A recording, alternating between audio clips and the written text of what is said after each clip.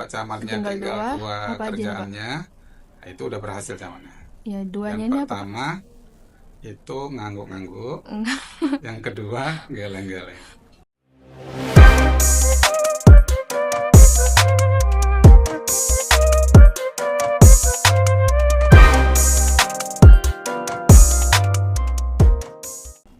Assalamualaikum warahmatullahi wabarakatuh. Salam sejahtera untuk kita semua.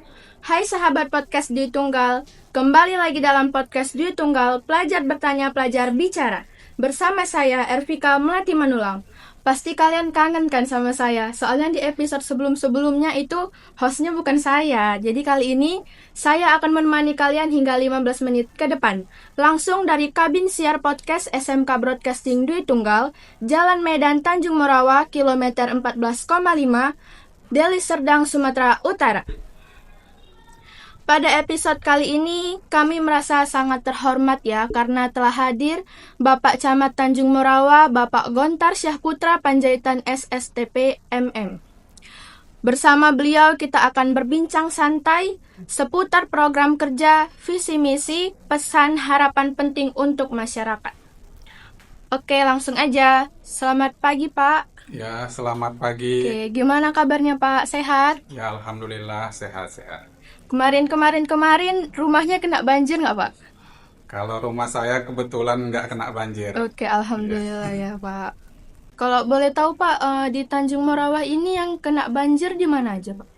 Jadi di Kecamatan Tanjung Morawa itu pada 27 November kemarin ya, banjir hampir di wilayah Sumatera Utara.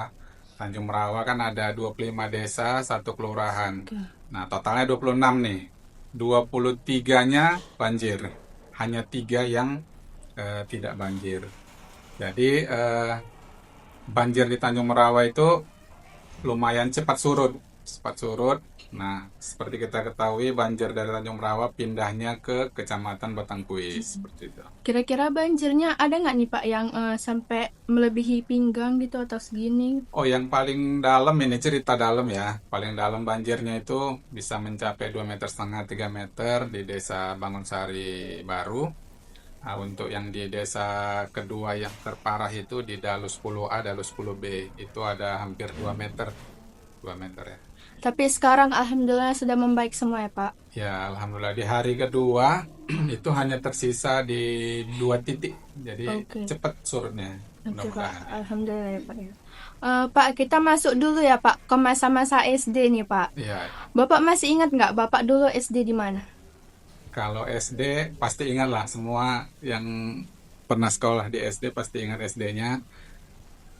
Saya lahirnya di Medan, tapi umur 2 tahun pindah ke Kabupaten Asahan, Oh, tepatnya di Kecamatan Bandar Pulau. Kampungnya itu di bawah Bukit Barisan tuh, jadi hutan-hutan, kampung terakhir di situ dia. oh. Situ ada SD saya 016405. Saya masih ingat nih nomornya. Kalau kenangannya nih, Pak, apa sih, Pak, kenangan terindah gitu di masa-masa SD? Kalau kenangan terindah di masa SD itu jalan kaki bersama, karena dari tempat tinggal saya ke SD itu lebih kurang 4 kilometer. Jadi kami rame-rame jalan kaki, karena dulu kan nggak ada antaran untuk anak sekolah. Jadi kita jalan sama-sama sama kawan-kawan. Masuk sekolahnya jam 8, jam 6, setengah 6 itu udah berangkat tuh dari Oh, rumah. cepat juga ya. Jauh berarti dari rumahnya ke 4 sekolah. kilometer. Kalau jalan kaki lebih kurang 1 jam setengah untuk anak-anak ya. Oke, Pak. Kita sekarang masuk ke masa SMP nih ya, Pak. Bapak SMP di mana, Pak? Saya SMP-nya di Pondok Pesantren Al-Kausar Al-Akbar Medan. Jadi asrama itu ya, asrama, tinggalnya sama kawan-kawan dari berbagai daerah juga. Jadi ada yang dari Aceh, dari Jakarta, kami di asrama itu. Gitu. Di masa-masa SMP nih, Bapak udah kenal cinta-cintaan belum, Pak? Oh ya, waktu SMP ini kelas 3 ya, kelas 3 baru sadar. Kelas 1 2 masih belajar betul-betul sungguh-sungguh. Kelas 3 SMP kalau dulu kan belum ada handphone ya. Masih pakai surat-surat. Surat-suratan. Nah, suratnya dibuat di bawah meja, ada lacinya tuh. Di bawah meja cuman ngucapin sama seseorang lah perempuan gitu kan. Tapi ya namanya masih anak-anak kecil, tentu saja ditangkap lah sama ustadznya, nggak dibolehin gitu. Kan ini kan pesantren Pak, pasti Iya. putri sama putranya ini beda ya Pak? Beda. Itu gimana? Jadi gini, kami kan asramanya sebelah kanan, asrama putri kan sebelah kiri. Jaraknya itu cukup jauh, hampir 2 kilometer, 1 kilometer ke 2 kilometer gitu. Nah, pulang dari sekolah, di kalau kelas 3 itu putrinya di lantai 1, putranya kan di lantai 3. Jadi sebelum atau setelah pulang sekolah, kan kelasnya masih kosong tuh. Nah, tiba-tiba udah ditulis surat tuh masuk ke bawah mejanya gitu. Jadi Jadi setiap pas dia datang nanti dibaca, nggak tahu dibalas atau enggak ya, nggak tahu. Oke, berarti kenangan terindahnya ini surat-suratan ini atau enggaknya, Pak? Kenangan terindah. Kalau di pesantren itu kenangan paling indah sih jualan. Jualan Ya, aneh ya. jualan gimana? Jadi- Jualan makanan atau barang? Ya, jadi di pesantren itu dulu kami sebenarnya kan ini dilarang ya jualan di asrama, apalagi yang jualan tuh murid. Tapi karena dulu faktor ekonomi juga, kebetulan orang tua nggak ngasih jajan, jadi saya berpikir tuh gimana caranya kalau jual teh manis dingin. Jadi ini saya agak bandel nih, lompat asrama, pergi beli gula, beli es batu, beli teh, itu saya buatkan teh manis gitu lah, teh manis dingin saya jualin 500 perak, 500 perak. Nanti kalau mereka nggak ada uang, bayarnya hari Minggu pas orang tuanya datang gitu. Oke, Pak. Bandal-bandal tapi menghasilkan uang juga nggak apa-apa ya. Jadi dari kecil tuh udah mikirinnya ekonomi, kebawa sampai sekarang ini. Oke, sekarang masa SMA nih, Pak. Bapak SMA-nya di mana? SMA-nya di SMA Negeri 5 Medan, di dekat Stadion Teladan tuh ya. Itu Jalan Teladan. pindah lagi, Pak. Pas Bukan dari pesantren itu kan 3 tahun ya masa SMP. Dari SMP itu pindah ke SMA. Jadi saya nggak lanjutin pesantren. 6 tahunnya, sampai 3 tahun saya pindah. Oke. Karena berubah cita-cita. SD, SMP, SMA ini udah, Pak. Sekarang boleh tahu nggak Bapak ini kuliah di universitas apa? Ya, jadi saya sebenarnya cita-citanya kan lari dari yang sekarang nih. Dulu cita-citanya pengen jadi ustadz, makanya masuknya ke pesantren. Ternyata di tingkat SMA kan nggak nyambung lagi tuh, karena dari pesantren harusnya ke Kairo dulunya. Tapi karena pindah ke SMA, berubah cita-citanya jadi dokter. Di dokter, saya walaupun cita-citanya ada di dokter, nggak pernah ikut SPMB, dulu namanya SPMB ya, untuk masuk perguruan tinggi saya nggak pernah ikut. Jadi akhirnya kan nggak tercapai kan dokternya. Nah, tapi saya cobanya malah ke STPDN, dulu namanya STPDN. Tapi walaupun nggak dapat dokter ini, alhamdulillah sekarang jabatannya bagus ya, Pak. Ya, Alhamdulillah. jadi kalaupun nggak dapat jadi dokter ya pernah juga diobatin sama dokter lah kalau sakit gitu. Oh iya, Pak. Pak, ini lupa deh, Bapak udah punya istri belum, Pak? Udah, alhamdulillah punya istri 1 dari tahun 2009. Bapak nggak mau 2, 3 atau mungkin 4 gitu, Pak? Kalau 1 aja susah. 1 aja kayaknya cukup 1. Cukup 1. Iya. Kalau sekarang ini Bapak punya anak berapa, Pak? Anaknya ada 4, 2 perempuan, 2 laki-laki. Jadi 2 pasang ya. Ke yang kalau boleh tahu yang paling besar, Pak, udah kerja atau masih SMA? Masih SMP. Oh, SMP. Masih SMP kelas 3. Yang nomor 2-nya SMP kelas 1. Yang nomor 3 tuh agak jauh jaraknya, dia masih SD kelas 2. Yang terakhir masih Masih TK. kecil, masih TK. Oke. Pak, boleh nggak nih ceritain sedikit dong, Pak, latar belakang Bapak sebelum menjabat sebagai camat Tanjung Morawa? Ya, saya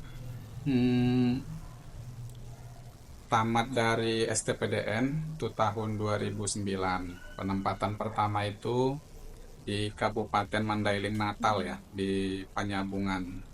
Nah, di Panyabungan itu saya sampai 2010 pindah ke Kabupaten Padang Laos Utara, Gunung Tua. Nah, di sini saya cukup lama tuh di Gunung Tua, hampir 12 tahun. Kalau terkait pengalaman jabatan di Kabupaten Padang Lostara banyak. Ya, saya pernah ditugaskan di BKD sebagai Kasubit Peraturan Perundang-undangan dan Pengadaan Pegawai. Saya pernah juga ditugaskan di Kasubag Umum di kantor Camat Padang Bola. Kemudian saya pernah juga di Badan Perencanaan Pembangunan Daerah di Bapeda itu ya, sebagai Kasubit Ekonomi. Pernah sebagai Kasih Pengelolaan Pasar, pernah Kabid Pasar, pernah Kabid Kebersihan, pernah Kabid Aset, dan camat juga di Kabupaten Padang Lostara di Kecamatan Dolok, Spiongot ya. Panjang kali nih ya Pak perjalanannya Pak. Ya, Selama Bapak ini kayak menyebut-nyebutkan nama-nama nih Pak, ya. itu menurut saya kok asing ya Pak. Apa emang ini? Saya tahunya cuman Asahan. Asahan itu pun karena nonton Dangdut Akademi 7. Oke, itu maka tahu asahan tuh. Iya, baru tahu. Karena kayak di saya tuh asing kali namanya. Apa karena emang saya nggak pernah jalan-jalan sih? Ya. Jadi yang saya sampaikan tadi itu di wilayah Tapanuli bagian selatan. Dulu dia kan Tapanuli Selatan itu kan besar satu kabupaten. 2003 dia Pemekaran, Mandailing Natal. 2008 dia Pemekaran lagi, Padang Lawas Utara, kemudian Padang Lawas. Nah, kabupaten induknya itu kan Tapsel ya, Sipiro. Nah, untuk kota Padang Sidimpuan sendiri itu 2001. Jadi satu kabupaten besar dimekarkan menjadi 5. Jadi Bapak ini pindah ke Tanjung Morawa ini kapan Pak?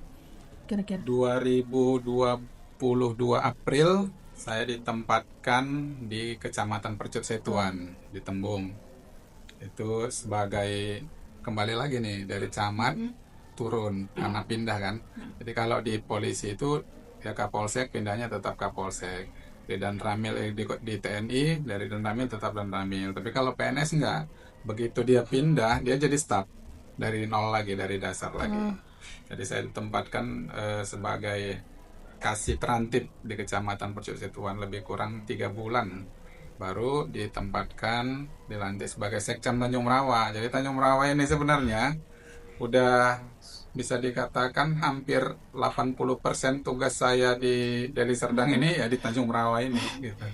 Pak, apa sih motivasi utama Bapak memilih berkarir di pemerintahan? Ya tadi karena lari dari cita-cita itu ya. Tadi cita-citanya pertama mau jadi ustadz, mau jadi dokter.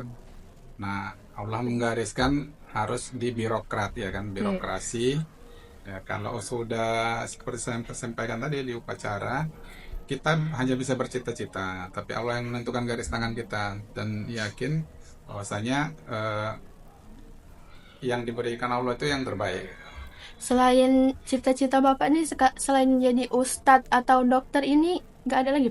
Enggak, Dua aja? hanya 2 aja. Setahu saya kalau emang gini Pak, dari kecil tuh pasti banyak cita-citanya ya Pak. Ya, Saya pun dulu gitu kan Pak, cita-citanya banyak nih. ya.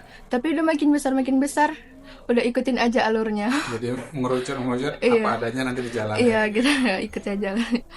Ini Bapak ini sudah berapa lama sih Pak menjabat menjadi camat? Camat di Tanjung Merawa berarti ya. Di Tanjung Morawa. Saya pindah dari Camat Bangun Purba bulan Mei 2025. Berarti sekitar hampir 10 bulan. 9 bulan ke 10 bulan. Jadi berarti di Tanjung Morawa masih baru-baru lah Masih Pak baru ya. 9 bulan lah. Kalau Iya. ibu mengandung udah lahiran lah kira-kira gitu. Kalau jadi camat ini Pak, dia ada nggak sih Pak kayak batasannya itu berapa tahun gitu? Oh enggak, kalau camat ini kan dia karir ya yang ditentukan oleh kepala daerah. Jadi kalau dia bertugas di kabupaten itu kapan saja bisa diganti oleh bupati. Jadi dia bukan sebagai jabatan politik yang punya masa kerja. Oke.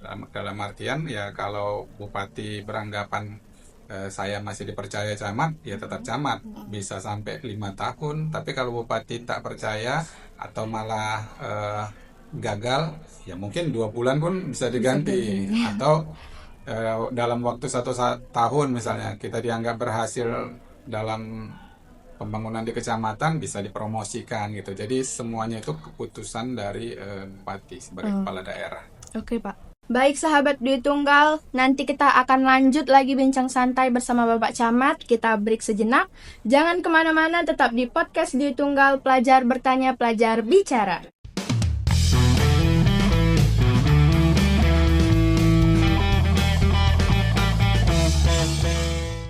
Oke sahabat Dwi Tunggal, kembali lagi bersama saya Ervika Melati Manulang dalam podcast Dwi Tunggal, pelajar bertanya, pelajar bicara. Masih bersama narasumber kita Bapak Gontar Syahputra Panjaitan, SSTPMM, selaku Camat Tanjung Merawa. Oke Pak, kita gas langsung ya Pak. Ya. Namanya Pak, Bapak ini warga Panjaitan ya Pak? Panjaitan. Setahu saya, kata papa saya kalau Panjaitan itu masih bersaudara sama saya Pak. Iya, apa ya, Manulang ya. Ya, berarti kita masih bersaudara ya Pak. Saudara dekat ini. Iya. Apa sih Pak yang paling Bapak sukai di Tanjung Merawa ini? Di Tanjung Merawa ini kecamatan unik. Kenapa saya bilang unik? Sumber daya manusianya tinggi, yang pertama. Nah, karena sumber daya manusianya tinggi, dia bisa tahu semua hal. Maka tingkat protesnya pun jadi tinggi. Dan standar kerja harus tinggi juga untuk Kecamatan Tanjung Merawa. Jadi, dengan tuntutan masyarakat yang berstandar tinggi, cara kita kerja pun tak boleh biasa di Kecamatan Tanjung Merawa. Harus kita ciptakan hal-hal yang luar biasa supaya masyarakat ekspektasinya tercapai kira-kira. Kira-kira Pak jadi camat ini capek nggak sih Pak? Jadi kalau namanya bertugas, dia kan harus dijiwai itu. Kalau kita udah senang, dia nggak capek. Tapi kalau kita melaksanakan tugas dengan terpaksa, itu jadi capek. Seperti itu, karena kan seperti saya sampaikan tadi, Tanjung Merawa ini unik.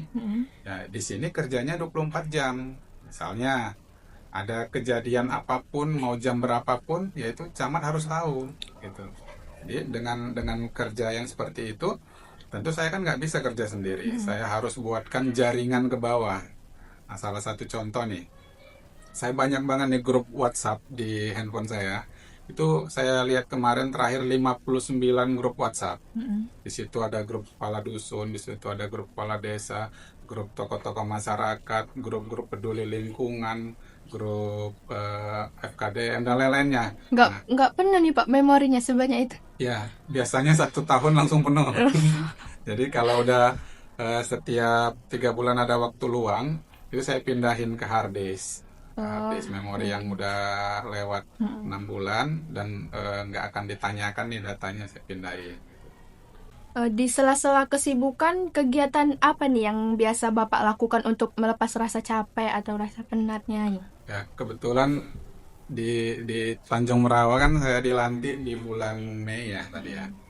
Nah, di akhir Desembernya, di awal Januari, itu kan saya operasi kaki karena ACL putus. Nah, ya rekreasi paling enak itu ke rumah sakit, fisioterapi. Karena kita udah keliling-keliling di Kecamatan Tanjung Merawa, otomatis kakinya kan sakit. Jadi untuk ngerilekskan itu, saya ngambil waktu itu hari Sabtu dan hari Minggu khusus untuk perawatan. Dan alhamdulillah kan udah lebih kurang setahun ya. Nah ini kali pertama saya upacara langsung di sekolah yang diundang oleh sekolah di perguruan tinggi Dwi Tunggal. Jadi selama ini kalau ada kegiatan apel atau apapun di kecamatan, saya menepi gitu karena nggak tahan berdiri. Pak, kan baru-baru aja nih Tanjung Merawa ini meraih umum 1 ya Pak pada Porkap Deli Serdang 2025. Gimana sih Pak perasaannya? Ya, jadi saya selalu bilang ke masyarakat Tanjung Merawa, saya ini bukan lahir di Tanjung Merawa, betul kan? Iya. Saya lahirnya di Medan, tapi saya cinta dengan Kecamatan Tanjung Merawa. Kenapa saya bilang cinta? Karena saya pernah bertugas sebelum menjadi camat di sini. Tapi kalau saya baru bertugas saya bilang cinta, berarti bohong itu kan? Nah, ini saya pernah bertugas sebagai sekretaris camat 1,5 tahun. Disitulah saya belajar tentang Kecamatan Tanjung Merawa ini. Makanya saya tahu kan keunikan-keunikan apa di Kecamatan Tanjung Merawa, sehingga untuk menghadapi keunikan-keunikan tadi harus kita ciptakan terobosan-terobosan yang memang harus luar biasa seperti itu. Pak, kan saya ada nengok nih di media sosial nih, dapat pialanya itu besar gitu Pak. Ya. Kira-kira sebesar apa Pak? Segini apa Oh segini? ya, kalau kita berdiri sudah ada, sudah ada. Tinggi Iya. kali ya. Jadi Tanjung Morawa salah satunya nih dari Dwi Tunggal kemarin ikut tuh Iya, marching band. pertandingan Orkap itu. Jadi Tanjung Morawa mendapatkan juara umum dengan 16 medali emas, ya kan? Medali emas. Nah, saya pertama kumpul dengan rekan-rekan dari KONI Kecamatan Tanjung Merawa. Kami sepakat Tanjung Merawa harus juara umum. Kita rebut dari kecamatan lain gitu. Nah, tentu kalau kita sudah berbicara untuk merebut medali emas, apalagi juara umum satu, strateginya kan harus kita buat tuh. Nggak bisa hanya kita bilang kita harus juara umum tapi nggak ada strategi, nggak akan tercapai kan. Maka kami bersama KONI, bersama ketua-ketua cabang olahraganya, kami diskusi apa yang kami buat. Nah, kami petakan kekuatan lawan, kita petakan kekuatan Kecamatan Tanjung Merawa. Salah satunya kita cari di mana sih sebenarnya atlet-atlet yang ada di Kecamatan Tanjung Merawa. Ternyata nggak jauh-jauh di Dwi Tunggal pun ada. Gitu. Salah satu kan marching bandnya itu kan juara satu tuh untuk kabupaten. Semoga aja di tahun-tahun berikutnya tetap umum satu ya Pak. Ya, mudah-mudahan seperti itu. Banyak nih Pak masyarakat yang belum mengetahui sebenarnya apa aja sih Pak tugas camat itu. Coba ceritakan Pak sedikit. Ya, kalau saya ditanya apa program camat, apa tugas camat, simple. Camat nggak punya visi misi, camat nggak punya program, tetapi camat harus melaksanakan visi misi kepala daerah. Nah, untuk Deli Serdang kan kepala daerahnya bupati, berarti saya harus hafal dan tahu cara untuk mencapai target visi misi bupati, seperti itu.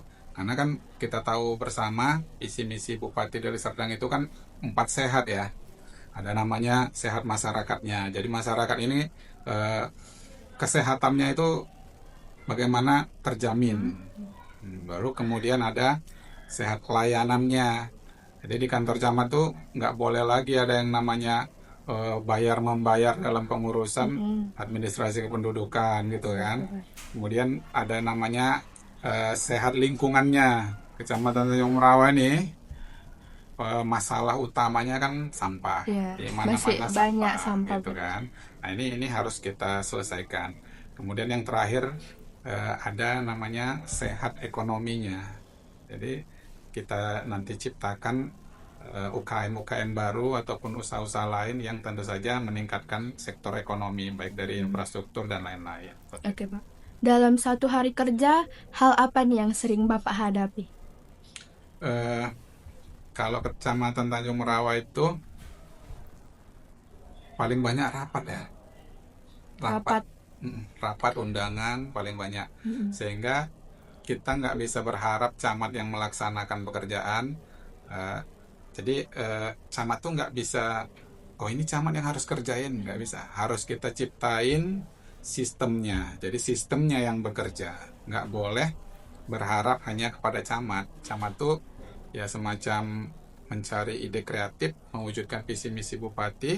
Nah, cara mewujudkannya harus kita buatkan sistem, mulai dari sekcam, mulai dari kepala seksi, kasubag, jajaran kepala desa, kepala dusun, sampai ke tingkat dusun itu harus bekerja sama dengan sistem yang sudah ditentukan. Jadi kayaknya agak enak jadi camat ya Pak. Camat itu ngatur-ngatur doang. Ngatur-ngatur aja tapi bagus ya Pak. Ya. Keren. Jadi kalau camat yang berhasil itu sebenarnya kalau camatnya kerjanya tinggal 2. Tahu nggak kerjanya? Kalau kerjanya masih banyak belum berhasil camatnya. Tapi kalau camatnya tinggal 2 kerjaannya, nah itu udah berhasil camatnya. Ya, duanya yang ini pertama itu ngangguk-ngangguk, yang kedua geleng-geleng. Berarti kalau nanti sistemnya nanyain Pak Camat ini begini, saya lihat oh ya bisa, tanda tangan. Kalau enggak geleng-geleng. Cuman gitu berarti sistemnya udah jalan gitu. Tapi kalau camatnya harus rewet, buat ini itu belum jalan. Berarti belum jalan. Oke Pak. Apa pelajaran kepemimpinan terbesar yang Bapak dapatkan sejauh ini? Kalau di kepemimpinan sipil itu kan kita nggak bisa buat sistem komando. Nah, kalau di TNI itu kan pimpinan katakan A sampai ke bawah A. Kalau di sipil kita bilang A, nyampainya Z, R, tahap apa kan menyebar dia. Tentu harus kita buat sistem evaluasi pengendalian seperti itu. Jadi kita harus tahu yang kita programkan itu sesuai dengan program visi misi Pak Bupati itu memang sampai dan bisa dirasakan oleh masyarakat. Nah, caranya tidak sistem komando, sosialisasi, pembuatan jaringan, manajemen, sinergitas, kolaborasi seperti itu. Jadi lebih luas dia untuk teknik kepemimpinan di sipil seperti itu. Jadi Bapak udah ngerasa nggak Pak kayak Bapak udah ngerasa nggak Bapak ini udah cocok gitu jadi pemimpin gitu? Yang menilai masyarakat. Oke. Kalau kita yang menilai, nggak boleh menilai diri sendiri. Silakan Iya masyarakat sih. menilai apakah yang dilaksanakan ini sudah baik. Salah satu contohnya kan camat itu kan nggak bisa melaksanakan pembangunan ya. Artinya camat nggak dibekali anggaran untuk membangun infrastruktur. Tapi camat diberikan ruang oleh kepala daerah untuk mengkoordinasikan segala sektor di kecamatan. Nah, ruang itu yang kita manfaatkan. Kita bisa berkoordinasi dengan pemerintah sendiri, kita bisa berkoordinasi dengan sektor swasta, bisa berkolaborasi, berkoordinasi sinergi dengan masyarakat.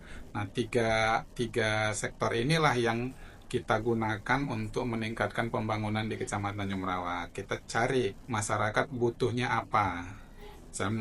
Kami masyarakat Tanjung Rawa butuhnya infrastruktur. Maka saya harus sampaikan, komunikasikan ke pimpinan bahwasanya Kecamatan Tanjung Rawa itu butuh infrastruktur, jalan A ke jalan B, jalan C ke jalan D dan segala macamnya, berapa puluh jalan yang dibutuhkan seperti itu. Kemudian drainasenya perlu diperbaiki Pak Bupati gitu kan. Nah, kita itu yang menyampaikan ke Bupati bagaimana cara kita berkoordinasi, bersinergi ya, hasilnya pasti baik kalau koordinasinya baik. Tapi kalau kita nggak mampu menyampaikan apa kebutuhan masyarakat, ya pimpinan nggak tahu kan apa yang mau dibuat di kecamatan itu. Agak ribet juga ya Pak. Ya, Perubahan apa nih Pak yang paling ingin Bapak wujudkan untuk masyarakat? yang pertama masyarakat di Kecamatan Tanjung Rawa itu masih banyak ya di bawah garis kemiskinan. Saya bisa lihat dari banyaknya rumah tidak layak huni Iya, oke. di Kecamatan Tanjung Rawa. Nah, karena banyaknya rumah tidak layak huni sampai viral-viral tuh kan, Iya. sampai ke tingkat nasional gitu. Ya, saya kolaborasikan lah atau koordinasi bersama pihak swasta dan alhamdulillah berkat koordinasi tadi dibantu juga koordinasinya oleh Bapak Bupati. Nah, sektor swasta mau bantu. Contohnya di tahun 2025 kemarin dari sektor swasta tuh ada 30 unit rumah tidak layak huni itu dibangun dari swasta. Kemudian dari pemerintah sendiri ada 11. Kemudian nanti ada yang dari dana desa juga, dana desa sehingga cepat dia pembangunan itu tadi. Semoga aja nih kedepannya ekonominya membaiknya Pak, makin bagus lah ya Pak. Ya, amin amin. Bagaimana nih cara Bapak mendekatkan diri dengan masyarakat? Jadi gini, kita kan punya kegiatan-kegiatan yang ada di desa. Contohnya yang paling sering kita berkaitan dengan masyarakat itu sekali 2 bulan di Kecamatan Tanjung Rawa ada namanya Wirid Akbar Kecamatan. Itu yang hadir bisa 5.000 sampai 7.000 orang. Nah, yang paling mudah mensosialisasikan kan ibu-ibu nih, mama-mama ya kan. Nah, di momen itu saya manfaatkan betul untuk mensosialisasikan visi misi Bupati, apa yang mereka butuhkan dan apakah sudah terrealisasi. Jadi contohnya, ibu-ibu perlunya apa Pak? Jalan kami bolong-bolong Pak, hancur di sini dan segala macam. Saya sampaikan ke Pak Bupati. Alhamdulillah di Kecamatan Tanjung Rawa dalam 2 bulan terakhir kemarin ya, November, Desember, itu lebih dari 10 ruas jalan dilakukan pengaspalan Diperbaiki. horming. Ya, alhamdulillah ya Pak ya. Ditambah tahun ini, kalau saya tidak salah kemarin saya lihat hampir 51 titik yang akan dilakukan pembangunan di Kecamatan Tanjung Rawa. Nah, kita tahunya dari mana 51 titik ini? Dari masyarakat. Iya, Melalui masyarakat ya. masyarakat kita ketemu, baik dari pemerintah desanya, mereka butuh nih jalan ini, Pak, udah dari sejak merdeka belum pernah dibangun misalnya. Ya, kita akomodir, kita sampaikan ke pimpinan supaya dilakukan pengecekan. Setelah dilakukan pengecekan, oh ternyata memang betul jalannya udah hancur gitu. Maka dilakukan pembangunan pengaspalan. Kalau boleh tahu nih Pak, masyarakat ini sering mengeluhnya ini apa nih Pak? Tentang aspal jalan ini aja apa banyak? Yang paling sering dikeluhkan masyarakat Tanjung Merawat dua, Itu. aspal, yang kedua sampah. Iya. Gitu. Yang kedua ini sampah. Tapi sekitar Tanjung Merauke ini aspalnya tuh udah mulai membaik lah ya Pak. Tinggal Udah. sampahnya ini masih Nah, berserak-serak. sampahnya ini ada unik, kita lagi buat program ini. Mm-mm. Programnya kita kan punya masyarakat jumlahnya 248.000. Jadi kalau 248.000 supaya mudah perhitungan matematikanya nih, kita anggap 250.000. Nah, masing-masing orang, satu orang itu bisa estimasinya menghasilkan setengah kilogram sampah. Jadi kalau setengah kilo kali 250.000, 125 ton per hari sampah yang dihasilkan masyarakat Kecamatan Tanjung Merawa. Nah, caranya supaya sampah itu bisa tertangani, kita kan harus punya rumus ya. Kita kan nggak bisa hanya bilang angkat, angkat, angkat. Nggak bisa. 125 ton loh per hari yang harus ditangani. Banyak. Ya, caranya gimana? Kita buatkan TPS, tempat pemilahan sampah. Siapa yang bisa buang ke TPS? Semua orang. Salah satu contohnya betor-betor pemerintah, truk pemerintah atau sektor swasta ada yang namanya KSM ya, kelompok swadaya masyarakat yang mengelola persampahan, dia bisa buang nanti ke TPS, tempat pemilahan sampah. Nah, kalau 125 ton, masing-masing satu TPS bisa 10 ton untuk dilakukan pemilahan per hari, berarti kan kita butuh lebih kurang 12 tempat ya. Nah, sekarang udah ada itu 4 tempat, 2 tempat lagi mau berjalan nih, artinya udah 6 setengahnya. Nah, target saya kemarin, saya di Kecamatan Tanjung Merawa, 6 TPS berarti capaian 100%. Nah, ini udah tercapai. Nah, kalau sudah dipilah, itu 70%-nya bisa dijual lagi kan, ada plastik, ada botol dan Iya. lain-lainnya, sehingga residu itu hanya 30%. Residu itu sisa sampah yang nggak bisa dimanfaatkan, Yang nggak jadi bisa didaur ulang nggak bisa lagi. didaur ulang, nggak bisa dijual. Contohnya nih yang nggak bisa didaur ulang tuh pampers, pembalut, styrofoam ya, Ah, itu iya. kan nggak bisa, ini harus dimusnahkan. Nah, residunya 30% dari 100% itu, dari 125 ton kan 40 ton.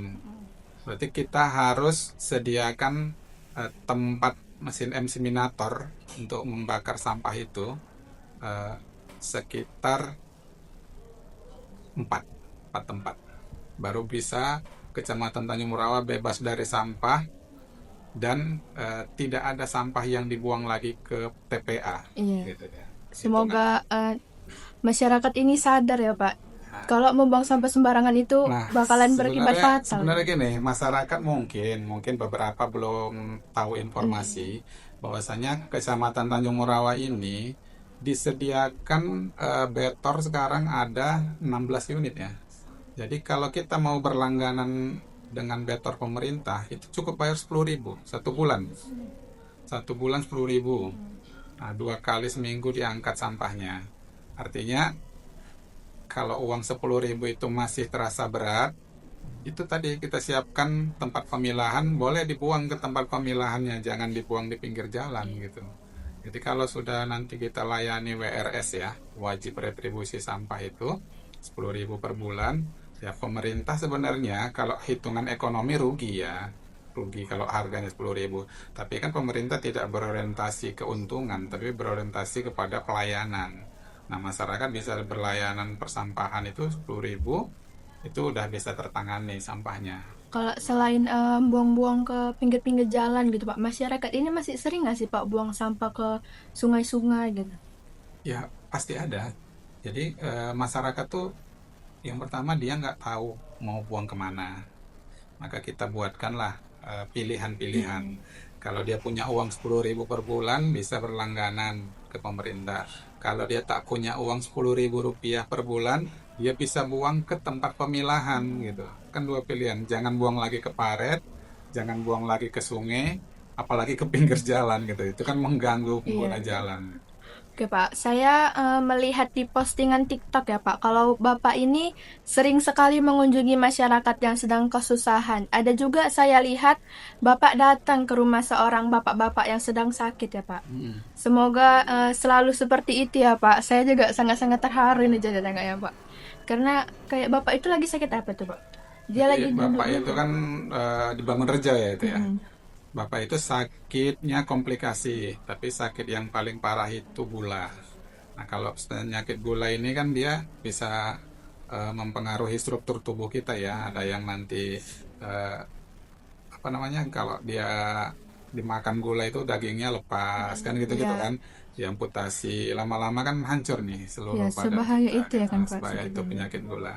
Jadi masyarakat kurang-kurangi lah. Gerengel. Tapi salutnya Bapak ini turun langsung gitu Pak ngelihatnya gitu. Ya, jadi kebetulan Bapak tadi itu salah satu masyarakat penerima bedah rumah. Oh, Jadi saya mau memastikan kalau rumahnya dibedah itu dia tinggal di mana gitu kan. Karena proses bedah rumah ini kan lebih kurang 40 hari.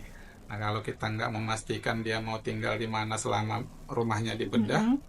ya dia mau kemana kan gitu. Iya. Jadi saya tanyakan, saya ajak kepala desa, nanti bapak dan ibu ini mau tinggal di mana. Ternyata ada saudaranya seperti itu. Jadi selama bedah rumah itu dia tinggal di tempat saudaranya. Sekarang rumahnya udah selesai, udah bagus, Itu bagus. udah bagus, dia udah bisa kembali ke Nah, rumahnya. setahu Bapak ini kira-kira tahu nggak Bapak itu udah kira-kira udah membaik nggak gitu? Atau masih sama gitu sakitnya? Jadi bapak itu kan sakitnya komplikasi. Mm-mm. Jadi ada bidan desa, semacam petugas kesehatan yang selalu memantau dan membawa ke puskesmas gitu. Kalau seperti kita ketahui bersama kan, kalau sakit gula ini kan nggak bisa disembuhkan total ya, tapi harus dikontrol gula darahnya gitu. Nah, kalau kita nggak kontrol gula darah, ya itu makin makin berbahaya, bisa komplikasi, kena penyakit jantung, bisa kena ke paru-paru, ke liver dan segala macam ya. Penyakit gula itu kan kejam, diam-diam dia kejam gitu. Pak, seberapa penting sih Pak komunikasi langsung dengan masyarakat? Nah, untuk komunikasi dengan masyarakat ini, kita kan kalau satu persatu ya, komunikasi 250.000 orang, saya rasa nggak siap lah seumur hidup. Mm-mm. Maka kita komunikasi melalui media sosial, komunikasi melalui pertemuan-pertemuan di desa, koordinasi melalui grup-grup WhatsApp yang saya sebutkan tadi, koordinasi komunikasi melalui pertemuan-pertemuan besar yang ada di tingkat desa dan dusun gitu. Gimana sih Pak kecamatan itu membantu masyarakat yang kurang mampu? Ya, jadi yang paling pertama sekali yang dilakukan kecamatan itu datanya harus lengkap. Ya, kita harus tahu masyarakat miskin itu di mana tempat tinggalnya, berapa penghasilannya, supaya kita tahu program apa yang mau diberikan kepada masyarakat Ya. tadi gitu.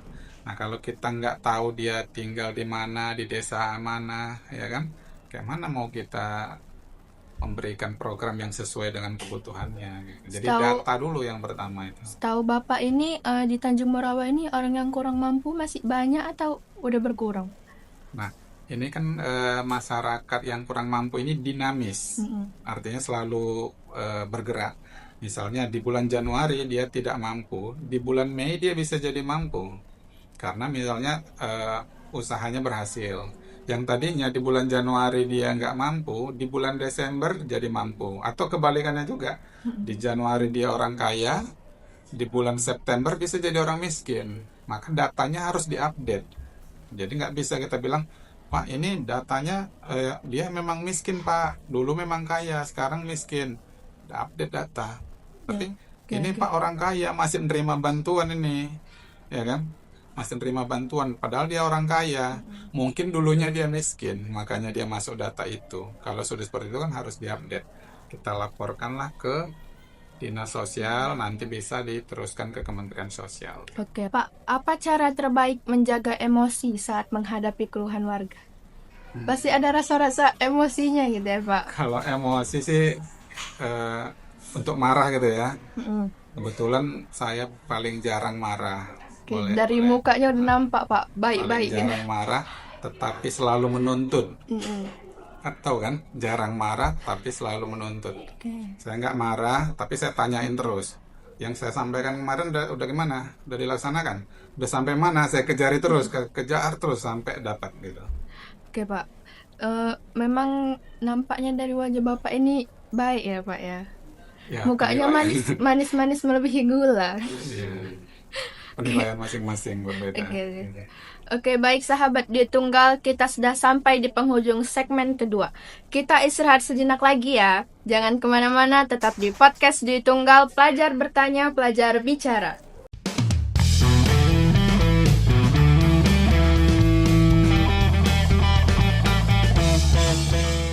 Oke sahabat Duit Tunggal, masih bersama saya Ervika Melati Manulang dalam podcast Duit Tunggal, pelajar bertanya, pelajar bicara. Masih bersama narasumber kita, Bapak yang sangat manis. Oke Pak, Pak, apa pesan yang ingin Bapak sampaikan kepada masyarakat Tanjung Morawah? Kalau saya untuk Kecamatan Tanjung Morawah, pertama kita sama-sama menjaga keamanan ketertiban.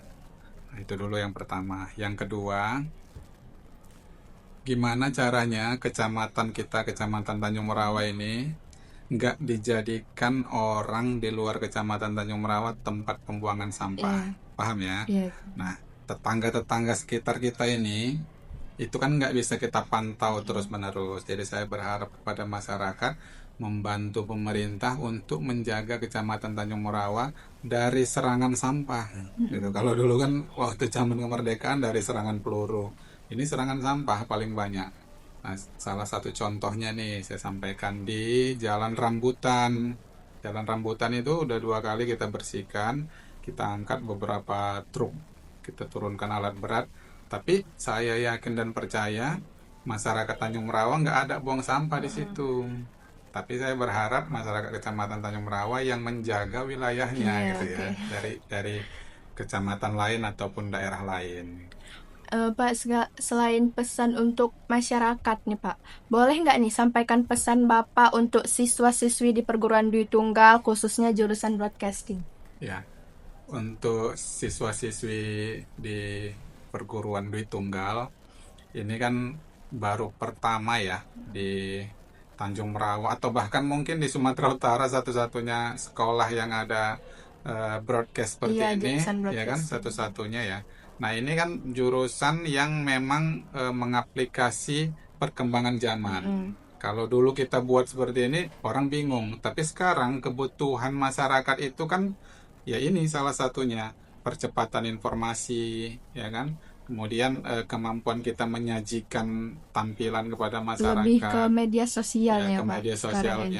Iya. Artinya ini nampak sepele ya kalau broadcast ini. Tapi ini kan bisa mempromosikan UMKM, mempromosikan program-program pemerintah supaya masyarakat tahu. Kemudian kita bisa gunakan ini sebagai media informasi pada seluruh masyarakat. Bahkan mungkin mudah-mudahan kedepannya ada sponsorship ya dari luar, dari pihak ketiga yang memang memperhatikan SMK Dwi Tunggal ini gitu. Sejauh ini sih Pak, jurusan broadcasting ini peminatnya sedikit ya Pak. Padahal menurut saya peluangnya ini banyak gitu Pak. Bolehlah nanti Pak kayak share-share sedikit tentang broadcasting Dwi Tunggal biar banyak peminatnya gitu. Boleh. Nanti di pertemuan-pertemuan tingkat kecamatan nanti saya sampaikan bahwasanya masyarakat Kecamatan Tanjung Morawah ini ada pilihan baru kira-kira gitu kan untuk mensekolahkan anaknya di Dwi Tunggal jurusan broadcast. Tapi yakinlah jurusan broadcast ini kedepannya kalau memang kita jiwai, kalau memang ini pasti besar loh hasilnya gitu. Karena menurut saya sendiri nih ya Pak, saya di broadcasting ini bisa jadi content creator misalnya. Saya juga ini minat jadi presenter, pembawa berita gitu kan Pak. Masih banyak lagi nih Pak, kayak jadi host MC itu kan bayarannya banyak gitu Pak.